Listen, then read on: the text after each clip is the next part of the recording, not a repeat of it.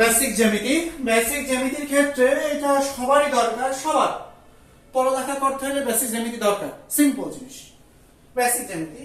প্রাথমিক তথ্য যেটা, জ্যামিতি শব্দের অর্থ কি? জ্যামিতি শব্দটি গ্রিক শব্দ থেকে আসছে। কোথা থেকে? গ্রিক থেকে। জ্যা অর্থ কি? ভূমি। মিতি অর্থ কি? পরিমাপ। জ্যামিতি অর্থাৎ জ্যামিতি শব্দটা নিজেই কি? গ্রিক। নিজেই কি? গ্রিক। এবং জ্যা অর্থ কি? ভূমি। মিতি অর্থ কি? পরিমাপ। জ্যামিতি থেকে এসেছে। জ্যামিতি শব্দ অর্থ ভূমি, পরিমাপ। কিসের পরিমাপ? ভূমি, পরিমাপ। গ্রিক পণ্ডিত ইউক্লিড খ্রিস্টপূর্ব 300 অব্দে তার বিখ্যাত গ্রন্থ এলিমেন্টস এর সর্বপ্রথম জ্যামিতির ধারণা দেন। গ্রিক পণ্ডিত ইউক্লিড প্রায় খ্রিস্টপূর্ব 300 অব্দে, খ্রিস্টপূর্ব মানে সাল শুরু হলো 300 বছর আগে, তার বিখ্যাত গ্রন্থ এলিমেন্টস এর সর্বপ্রথম জ্যামিতির ধারণা দেন। ইউক্লিডকে জ্যামিতির জনক বলা হয়। ইউক্লিডকে কি বলা হয়? ইউক্লিডকে জ্যামিতির জনক বলা হয়। আমি আবার বলতেছি, জ্যামিতি শব্দটা নিজেই গ্রিক শব্দ। যে অর্থ ভূমি, মিতি অর্থ পরিমাপ। ভূমি, পরিমাপ, জ্যামিতি। এবং গ্রিক পণ্ডিত ইউক্লিড খ্রিস্টপূর্ব 300 অব্দে তার বিখ্যাত গ্রন্থ এলিমেন্টস এর সর্বপ্রথম জ্যামিতির ধারণা দেন। ইউক্লিডকে জ্যামিতির জনক বলা হয়।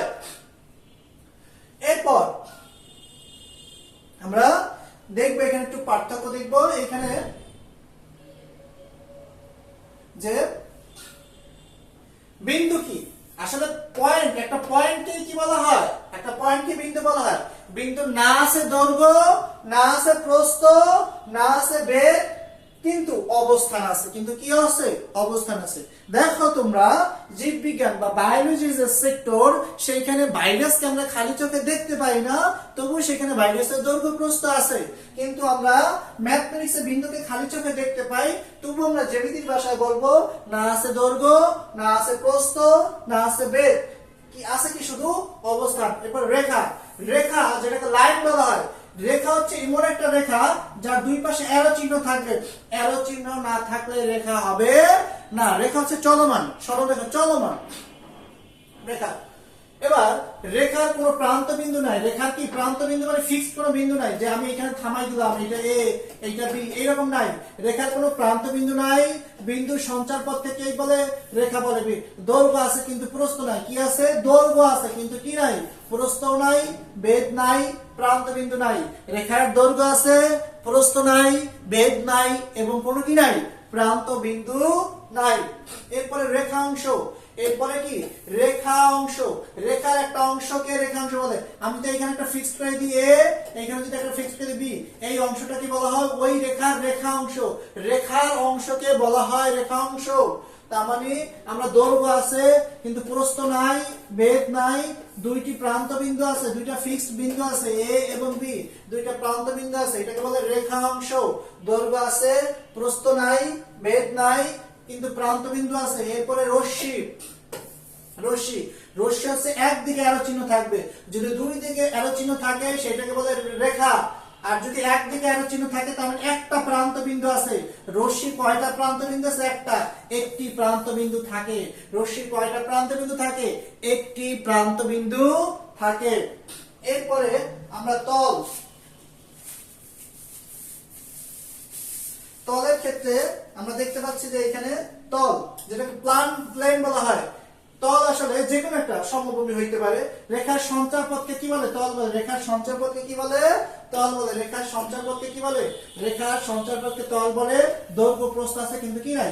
বেদ নাই। তার মানে এই যে আমরা একটা পার্থক্য, তোমরা ভিডিওটা পজ করে খাতায় উঠিয়ে নিতে পারো, যে তল, রেখার সঞ্চার পথকে কি বলে? তল বলে। রেখার সঞ্চার পথকে কি বলে? তল বলে। রেখার সঞ্চার পথকে কি বলে? তল বলে। তল, দৈর্ঘ্য প্রস্থ আছে কিন্তু কি নাই? দৈর্ঘ্য প্রস্থ আছে কিন্তু কি নাই? বেদ নাই। এরপর হচ্ছে কোণ। কোণ হচ্ছে অনেক রকমের থাকতে পারে। সমকোণ, যেটাকে কি বলে? সমকোণ হচ্ছে যে দুইটার যে অ্যাঙ্গেল, দুইটা বাহুর যে অ্যাঙ্গেল, সেখানে 90 ডিগ্রি কোণ উৎপন্ন করলে সেটাকে সমকোণ বলা হয়। দুইটার অ্যাঙ্গেলে যদি 90 ডিগ্রি থেকে কম উৎপন্ন করে, সমকোণ থেকে কম, সেটাকে সূক্ষ্মকোণ বলা হয়। কি বলা হয়? সূক্ষ্মকোণ বলা হয়। সূক্ষ্মকোণ বলা হয়। যদি 90 ডিগ্রি থেকে বেশি, 90 ডিগ্রি থেকে বেশি উৎপন্ন করে, সেটাকে স্থূলকোণ বলা হয়। কি বলা হয়? স্থূলকোণ। কি বলা হয়? স্থূলকোণ। অর্থাৎ যদি 90 ডিগ্রি সমান উৎপন্ন করে, সেটাকে সমকোণ বলা হয়। 90 ডিগ্রি থেকে ছোট, সেটাকে সূক্ষ্মকোণ বলা হয়। 90 ডিগ্রি থেকে বড়, সেটাকে স্থূলকোণ বলা হয়। সিম্পল। 90 ডিগ্রি সমান সমকোণ, 90 ডিগ্রি থেকে ছোট সূক্ষ্মকোণ, 90 ডিগ্রি থেকে বড় স্থূলকোণ। কি কোণ? স্থূলকোণ। প্রতিটি চিত্রী দুই বাহু, প্রতিটি চিত্রী দুটি বাহু একটি বিন্দুতে মিলিত হয়েছে। প্রতিটি চিত্রী দুটি বাহু একটি বিন্দুতে মিলিত হয়েছে এবং কোণ উৎপন্ন হয়েছে, এবং কোণ উৎপন্ন হয়েছে, এবং কি উৎপন্ন হয়েছে? কোণ উৎপন্ন হয়েছে। প্রতিটি চিত্রে দুইটি বাহু একটি বিন্দুতে কি হয়েছে? মিলিত হয়েছে। প্রতিটি চিত্রে দুইটি বাহু একটি বিন্দুতে মিলিত হয়েছে। দুইটি বাহু একটি বিন্দুতে মিলিত হয়েছে। দুইটি বাহু একটি বিন্দুতে মিলিত হয়েছে এবং সেইখানে যে কোণ উৎপন্ন করে সেগুলোকে কোণ বলা হয়।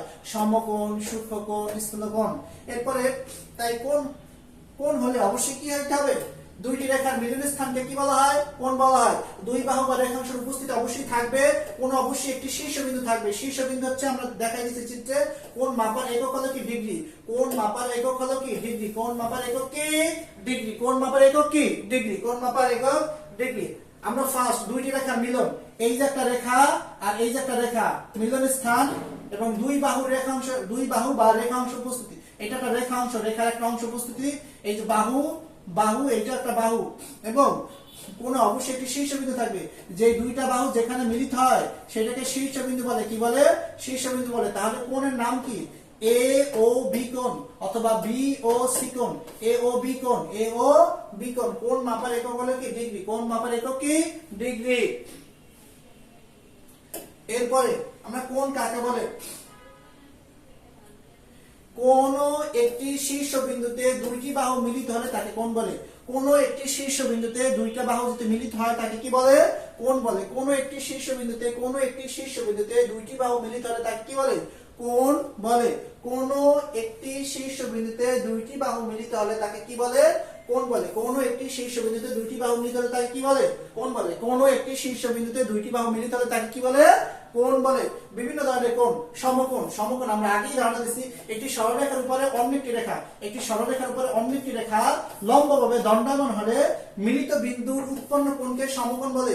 একটি সরলরেখার উপরে অন্য একটি রেখা লম্বভাবে দণ্ডায়মান হলে মিলিত বিন্দুকে সমকোণ বলে। এক সমকোণ সমান কত ডিগ্রি? এক সমকোণ সমান 90 ডিগ্রি। 90 ডিগ্রি সমান কোণকে সমকোণ বলে। 90 ডিগ্রি সমান কোণকে কি বলে? সমকোণ বলে। এরপরে সূক্ষ্মকোণ। সূক্ষ্মকোণ। এক সমকোণ বা 90 ডিগ্রি অপেক্ষা ছোট কোণকে কি বলে? সূক্ষ্মকোণ বলে। 90 ডিগ্রি অপেক্ষা ছোট কোণকে কি বলে? সূক্ষ্মকোণ বলে। অবশ্যই 0 ডিগ্রি থেকে ছোট কোণ হইতে পারে না, 0 ডিগ্রি তো কোণ আছে, 0 ডিগ্রি থেকে বড় হইতে হবে। তো 90 ডিগ্রি অপেক্ষা ছোট কোণকে কি বলে? সূক্ষ্মকোণ বলে। 90 ডিগ্রি অপেক্ষা ছোট কোণকে কি বলে? সূক্ষ্মকোণ বলে। যেমন যদি এই সরলরেখার উপরে লম্ব হইতো তাহলে এটা 90 ডিগ্রি, যেহেতু এটা হচ্ছে ছোট তার মানে এটা সূক্ষ্মকোণ। সূক্ষ্মকোণ হচ্ছে P O Q. P O Q কে হচ্ছে সূক্ষ্মকোণ বলা হয়। এটাকে অ্যাঙ্গেল সাইন বলা হয়। কি বলা হয়? Angle P O Q. চিত্রের পি ও কিউ একটি সূক্ষ্মকোণ। এরপর আমরা আসি, এটা যেহেতু 90 ডিগ্রি থেকে ছোট তাই এটাকে কি বলা হয়? সূক্ষ্মকোণ বলা হয়। এরপর আসি স্থূলকোণ। কি কোণ? স্থূলকোণ। 90 ডিগ্রি থেকে বড় কিন্তু 180 ডিগ্রি চেয়ে ছোট কোণকে কি বলা হয়? স্থূলকোণ বলা হয়। কি বলা হয়? স্থূলকোণ বলা হয়। 90 ডিগ্রি থেকে বড় কিন্তু 180 ডিগ্রি থেকে ছোট কোণকে কি বলা হয়? স্থূলকোণ বলা হয়। 90 ডিগ্রি থেকে বড় কিন্তু 180 ডিগ্রি থেকে ছোট, অর্থাৎ 90 ডিগ্রি থেকে বড় কিন্তু 180 ডিগ্রি থেকে ছোট কোণকে কি বলা হয়? স্থূলকোণ বলা হয়। কি বলা হয়? স্থূলকোণ বলা হয়। স্থূলকোণ। আমরা যদি এই সরলরেখার উপরে লম্ব দিতাম তাহলে 90 ডিগ্রি হতো, যেহেতু এর চেয়ে বড় এই কোণটা, এর জন্য এই কোণটাকে কি বলা হবে? স্থূলকোণ বলা হবে। কি বলা হবে? স্থূলকোণ বলা হবে।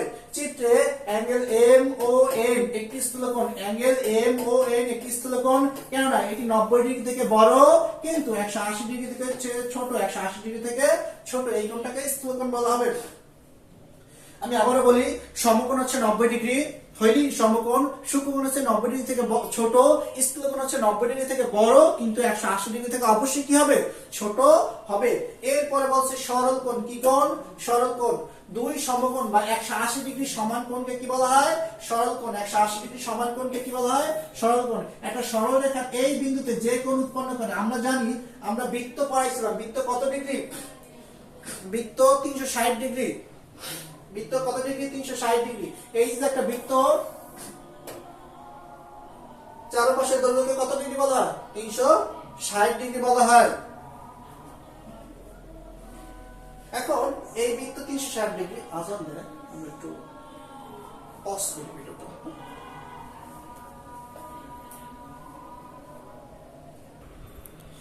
আচ্ছা, আজান শেষ হয়েছে। আমরা বৃত্ত, আমরা বলছিলাম বৃত্ত কত ডিগ্রি? বৃত্ত হচ্ছে 360 ডিগ্রি। তো এই যে আমরা যদি বৃত্তকে সমান অর্ধেক করি, তাহলে এই সাইডে 180 ডিগ্রি, এই সাইডে 180 ডিগ্রি, আর এইটাকে বলা হয় সরল রেখা, বা এর জন্য সরল কোণ হচ্ছে কত ডিগ্রি? 180 ডিগ্রি। সরল কোণ দুই সমকোণ, এক সমকোণ সমান 90 ডিগ্রি, তার দুই সমকোণ কত? 180 ডিগ্রি। এই সমান কোণকে সরল কোণ বলে, সমান কোণকে সরল কোণ বলে। চিত্র অ্যাঙ্গেল এ ও, এটা ও ছিল, এ ও বি একটা সরল কোণ। এরপর আসি প্রবৃদ্ধ কোণ। প্রবৃদ্ধ, বুড়া বুড়া বুড়া, বৃদ্ধ, বৃদ্ধ মানে বুড়া, প্রবৃদ্ধ কোণ। অর্থাৎ দুই সমকোণ অপেক্ষা বড় কিন্তু চার সমকোণ অপেক্ষা ছোট কোণকে প্রবৃদ্ধ কোণ বলা হয়। সোজা কথা, 180 ডিগ্রি থেকে বড় কিন্তু 360 ডিগ্রি থেকে ছোট। কারণ 360 ডিগ্রি মধ্যে চারটা সমকোণ আছে, 4 9 36, 90 চারবার আছে, অর্থাৎ 4 90 তো 360। যদি কোনো কোণ 180 ডিগ্রি থেকে বড় হয়, 360 ডিগ্রি থেকে ছোট হয়, সেই কোণকে কি বলা হয়? প্রবৃদ্ধ কোণ বলা হয়। প্রবৃদ্ধ কোণ বলা হয়। দুই সমকোণ অপেক্ষা বড় কিন্তু চার সমকোণ অপেক্ষা ছোট কোণকে কি কোণ বলা হয়? প্রবৃদ্ধ কোণ বলা হয়। যেমন 190 ডিগ্রি, 200 ডিগ্রি, 181 ডিগ্রি, 300 ডিগ্রি ইত্যাদি হচ্ছে প্রবৃদ্ধ কোণ। প্রবৃদ্ধ কোণ। এখন প্রবৃদ্ধ কোণ কি? এই যে একটা সরল কোণ, এটা হচ্ছে একটা সরল কোণ। এখন তার মানে এই যে বাঁকাইয়া দিলাম, তার মানে এটা যদি সমান থাকতো তাহলে এটা 180 ডিগ্রি, যদি 180 ডিগ্রি থেকে বেশি, এর জন্য এটাকে কি বলা হয়? প্রবৃদ্ধ কোণ। আমরা পরের টপিকে যাই। পূরক কোণ কি? পূরক কোণ মনে রাখতে হবে, পূরক এবং সম্পূরক। পূরক এবং সম্পূরক। কোন নামটা বড়? পূরক বানানে 3টা অক্ষর, সম্পূরকের বানানে একটু বড়, এর জন্য সম্পূরক মনে রাখবো 180 ডিগ্রির সাথে সম্পূরকের কানেকশন, 180 ডিগ্রির সাথে সম্পূরকের কানেকশন, এবং 90 ডিগ্রির সাথে পূরকের কানেকশন। 180 ডিগ্রির সাথে সম্পূরকের কানেকশন এবং 90 ডিগ্রির সাথে কার কানেকশন? পূরকের কানেকশন। কার কানেকশন? পূরকের কানেকশন। যদি দুই কোণের সমষ্টি, দুটি কোণের সমষ্টি এক সমকোণ বা 90 ডিগ্রি হয়, তাদের একটিকে অপরটির পূরক কোণ বলা হয়। আচ্ছা, একটা কোণ যদি 40 ডিগ্রি হয়, তো পূরক কোণ কত? 40 ডিগ্রি পূরক কোণ 50 ডিগ্রি, কারণ 40 আর 50 মিলাই 90 ডিগ্রি হবে। আমরা বলছিলাম পূরক কোণকে কানেকশন করতে হবে 90 ডিগ্রির সাথে, সম্পূরক কোণকে কানেকশন করতে হবে 180 ডিগ্রির সাথে। আচ্ছা, 1 ডিগ্রি পূরক কোণ কত? 1 ডিগ্রি পূরক কোণ 89 ডিগ্রি, কারণ এই দুইটা যোগ করলে কত হয়? 90 ডিগ্রি হয়। অর্থাৎ 50 ডিগ্রি পূরক কোণ কত? 40 ডিগ্রি। আবার 40 ডিগ্রি পূরক কোণ কত? 50 ডিগ্রি। 1 ডিগ্রি পূরক কোণ কত? 89 ডিগ্রি। এই হচ্ছে এভাবে। তার মানে সম্পূরক কোণটা কি? সম্পূরক কোণটা ঠিক 180 এর সাথে কানেকশন হবে, 180 এর সাথে কানেকশন হবে। 120 ডিগ্রি সম্পূরক কোণ কত? 60 ডিগ্রি। 120 ডিগ্রি সম্পূরক কোণ কত? 60 ডিগ্রি। দুইটা কোণের সমষ্টি মিলাই যদি 180 ডিগ্রি হয়, তাহলে সেই কোণ দুটাকে একটির অপরটি কি কোণ বলা হয়? সম্পূরক কোণ বলা হয়ে থাকে। একটা কোণ যদি 60 ডিগ্রি থাকে, এটা সম্পূরক কোণ কত? 120 ডিগ্রি, কারণ 120 আর 60 মিলে কত হয়? 180। একটা কোণ যদি 1 ডিগ্রি থাকে, 1 ডিগ্রি সম্পূরক কোণ কত? 179 ডিগ্রি। 179 ডিগ্রি, কারণ একের সাথে 179 যোগ করলে 180 হয়। এরপর আসি বিপরীত কোণ। এরপর আসি কি? বিপরীত কোণ। বিপরীত কোণ হচ্ছে এই x এর চিহ্নটা ব্যবহার করতে হবে। x বিপরীত কোণ হচ্ছে এই কোণ 50 ডিগ্রি হলে এর বিপরীতে উল্টা দিকের কোণটাও 50 ডিগ্রি হবে। এটা যদি 40 ডিগ্রি হয়, এর উল্টা দিকেরটাও কি হবে? 40 ডিগ্রি হবে। কথার কথা 40 ডিগ্রি হবে। কথার কথা, যদি এটা সঠিক না, কারণ হচ্ছে রাউন্ড করে 360 আসতে হবে, আমি বুঝাইলাম কথার কথা। একটা কোণ এটা যদি 50 ডিগ্রি হয়, এটাও কত ডিগ্রি হবে? 50 ডিগ্রি হবে। এটা যদি 130 ডিগ্রি হয়, তার মানে এটা সোজা, এটা 50 হলে এটা কত ডিগ্রি হবে? এই যে একটা সরল রেখা, সরলরেখা হলে এই সরলকোণ 180 ডিগ্রি, 180 130 হইতে হবে, অর্থাৎ 50 ডিগ্রি সম্পূরক কোণ হবে কত 130। আবার এই 50 ডিগ্রি এটাও তো 130 হবে, এটার বিপরীত কোণটা কত, বিপরীত কোণ 130 ডিগ্রি। বিপরীত কোণ হচ্ছে যদি আমরা x এর ক্ষেত্রে এইখানে যে কোণটা নিচেও সেই কোণ হবে, এইখানে যে কোণটা এইখানেও সেই কোণ হবে, এটা হচ্ছে বিপরীত কোণ। এরপরে সন্নিহিত কোণ, কি কোণ, সন্নিহিত কোণ, পাশাপাশি সন্নিহিত কোণ, সন্নিহিত কোণ পাশাপাশি দুটি কোণের শীর্ষবিন্দু, পাশাপাশি দুটি কোণের শীর্ষবিন্দু এক হলে, দুইটা কোণের শীর্ষবিন্দু যদি এক হয়, দুইটা কোণের শীর্ষবিন্দু যদি এক হয় তাদের একটিকে অন্যটির সন্নিহিত কোণ বলা হয়। দুইটি কোণের শীর্ষবিন্দু যদি একই হয়, এক হয়, তাদের একটিকে অন্যটির সন্নিহিত কোণ বলা হয়। সন্নিহিত কোণ দুটির মধ্যকার সাধারণ বাহুকে সন্নিহিত বাহু বলা হয়, সন্নিহিত বাহু বলা হয়। আচ্ছা এই যে একটা কোণ, এটা শীর্ষবিন্দু বি, আবার এই যে একটা কোণ, এটা শীর্ষবিন্দু বি, তো এই কোণের শীর্ষবিন্দু বি, এই কোণের শীর্ষবিন্দু কি বি, তাহলে এই কোণকে পরস্পর কি কোণ বলা হয়, সন্নিহিত কোণ বলা হয়। দুটি কোণের শীর্ষবিন্দু যদি একই হয় তাহলে একটি কোণকে অন্যটির সন্নিহিত কোণ বলা হয়, একটি কোণকে অন্যটির কি কোণ বলা হয়, সন্নিহিত কোণ বলা হয়। এই যে এবং এই যে এই মাঝখানের যে কমন বা সাধারণ বাহুটাকে সেটাকে বলা হয় সন্নিহিত বাহু। এরপরে আমরা একটু নোট পড়ব। নোট হচ্ছে যে কোনো দুটি বিন্দু দিয়ে একটি এবং কেবল একটি সরলরেখা আঁকা যায়। যে কোনো দুটি বিন্দু দিয়ে একটি এবং কেবল, ম্যাথমেটিক্সে কেবলটা ব্যবহার করা হয় জোর বোঝাতে, জোর মানে হবেই কেবল। যদি ম্যাথমেটিক্সের ভাষায় যদি বলে কেবল ওই চুরি করছে, তার মানে চুরি করছি 100%। এটা হচ্ছে যে কোনো দুটি বিন্দু দিয়ে একটি এবং কেবল একটি, দুইটা বিন্দু দিয়ে কেবল একটি সরলরেখা আঁকা যায়। একটি সরলরেখার প্রান্ত বিন্দু অপর একটি সরলরেখায় মিলিত হলে যে কোণ তৈরি হয় তাদের সমষ্টি 180 ডিগ্রি বা দুই সমকোণ। এরা বলছে একটি সরলরেখা অপর একটি সরলরেখার প্রান্ত বিন্দুতে মিলিত হলে, এই যে একটি সরলরেখা অপর একটি সরলরেখার প্রান্ত বিন্দুতে মিলিত যে কোণ তৈরি হয় সেটা হচ্ছে 180 ডিগ্রি বা দুই সমকোণ। দুটি সমান্তরাল সরলরেখা কোনো সাধারণ বিন্দু নেই, দুটি সমান্তরাল সরলরেখার কোনো সাধারণ বিন্দু নেই, অর্থাৎ এরা কখনো মিলিত হয় না বা ছেদ করে না।